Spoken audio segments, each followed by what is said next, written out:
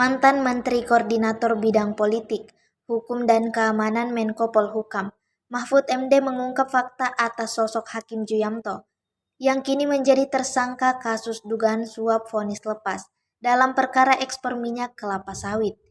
Siapa menyangka jika Ju-Yamto menurut Mahfud adalah hakim jujur. Namun nasibnya harus terbuang karena ingin membersihkan sistem peradilan di Indonesia. Mahfud berpendapat, banyak hakim bersih yang justru disingkirkan karena integritasnya. Dilansir dari kompas.com, Ju-Yamto pernah datang ke Komisi Yudisial pada tahun 2011. Kata Mahfud saat itu, Ju-Yamto dengan semangat ingin memutus mata rantai kolusi di pengadilan. Namun, tidak mendapat dukungan dari lembaga peradilan tempat ia bertugas. KY menyambut baik usulan Ju-Yamto, termasuk gagasannya soal kenaikan gaji hakim sebagai salah satu upaya mengurangi praktik suap. Namun, usulan tersebut justru membuat Ju-Yamto mendapat teguran dari pimpinan Mahkamah Agung. Ju-Yamto dimarahi dan dikatakan bikin malu minta kenaikan gaji. Bukannya dikabulkan, ia malah dipindahkan ke luar Jawa. Ju-Yamto yang merasa diperlakukan tidak adil tersebut kemudian sempat kembali mengadu ke KY. Namun, beberapa tahun kemudian Ju-Yamto kembali ke Jakarta dan justru terjerat dalam kasus dugaan korupsi di pengadilan. Mahfud pun menggambarkan jika hakim yang masuk Jakarta itu adalah mereka yang mau bermain. Jika tidak, maka akan dibuang.